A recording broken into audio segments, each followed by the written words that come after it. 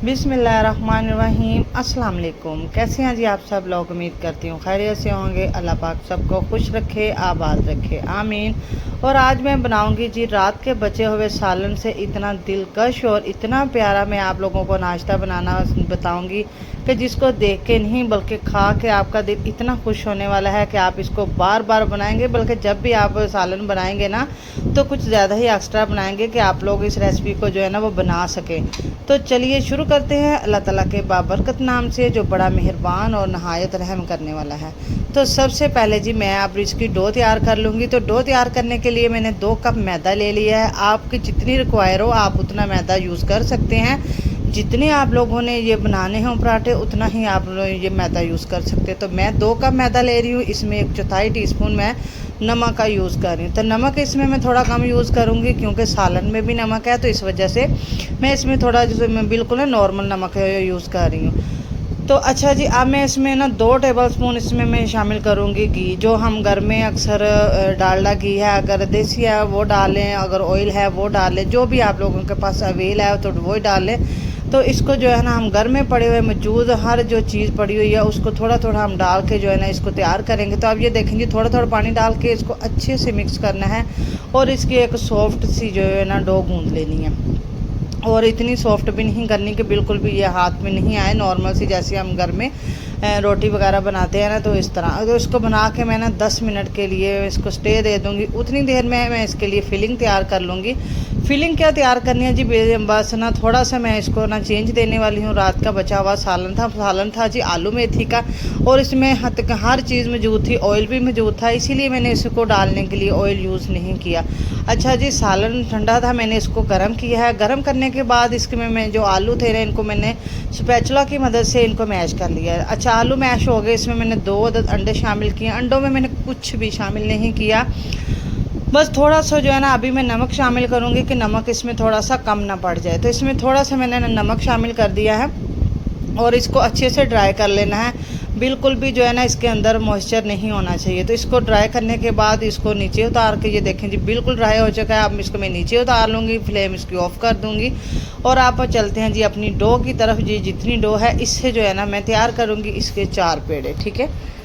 अच्छा जी कोशिश कीजिएगा कि जब भी आप लोग इसके पेड़े तैयार करें ना तो बिल्कुल छोटे साइज़ के ही तैयार करें, क्योंकि जब इसमें हम फिलिंग करेंगे उसके बाद हम इनको दोबारा से जब रोल करना है तो फिर ये थोड़ा सा जो है ना काफ़ी बड़ा पराठा बन जाता है। तो जिसके लिए हमें छोटा हम पेड़ा लेंगे तो फिलिंग उसके अंदर ऐड करने के बाद जो नॉर्मल साइज़ का हमें मिनी पराठा जो है जिस तरह हम तैयार करना चाह रहे हैं उसी तरह ये तैयार हो जाएगा।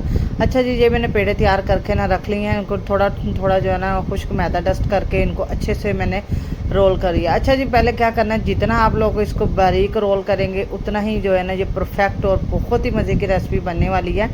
और इस रेसिपी की सबसे बड़ी और ख़ास बात यह है कि इसको आप बच्चों को लंच बॉक्स में दें या आप लोग अपने नाश्ते में दें, या अगर घर में कोई मेहमान वगैरह भी आए इस तरह का सालन घर में रखा हुआ है तो आप उनको जो है ना झट से ये तैयार करके दें और मेहमान तो बेहद खुश हो जाएंगे और आपसे पूछने पे मजबूर हो जाएंगे कि आप लोगों ने किस चीज़ के तैयार किए हैं। बहुत ही लजीज, टेस्टी और मज़े के बनते हैं। इसके ऊपर जी मैंने इनको जो बारीक सा बेल लिया है और इसके ऊपर मैंने घी अप्लाई किया। घी अप्लाई करने के बाद खुश्क मैदा डस्ट करना है। खुश्क मैदा डस्ट करने के बाद ये देखें जी इसको किस तरह फ़ोल्ड करना है। इस तरह जी दोनों साइडों से बिल्कुल मैंने फ़ोल्ड कर लिया है और इसको हल्के हल्के हाथों से दबाते जाना है। फिर थोड़ा सा ऑयल ऊपर लगा के थोड़ा सा खुश्क मैदा डस्ट करके तो इसी मेथड को करते हुए मैंने ये चारों पेड़े जो है ना इसी तरह फ़ोल्ड करके रख लिए थे। अच्छा जी जिस तरह हम इनको फ़ोल्ड करते जाएंगे ना इस तरह रखते जाएंगे तो ये जब मैंने चौथा पेड़ा मैंने तैयार किया था ना तो इस तरह जो पहला पेड़ा था ना मेरा वो बिल्कुल रेडी हो चुका था। दोबारा जो है जब मैं इसको दोबारा बेलूँगी ना तो उसके लिए रेडी हो चुका था। तो इस तरह जी मैंने वो सारे तैयार करके रख लिए थे। अब मैंने वो लिया है जो पहला पेड़ा तैयार किया था, इसको जो है ना इसी तरह जो जिस तरह हम लोगों ने इसकी फोल्डिंग की है ना इसी तरह ही बेलना है। थोड़ा थोड़ा खुश्क मैदा डस्ट करते जाएंगे और हल्के हाथों से इसको बेलते जाएंगे। और बेलना इस कदर है कि आप जिस कदर भी इसको बारीक बेल सकते हैं इसको अब भी ही बारीक ही बेलना है। लेकिन अब इसके ऊपर कोई घी वगैरह जो है ना हम नहीं अप्लाई करेंगे, कोई कुछ भी नहीं करेंगे।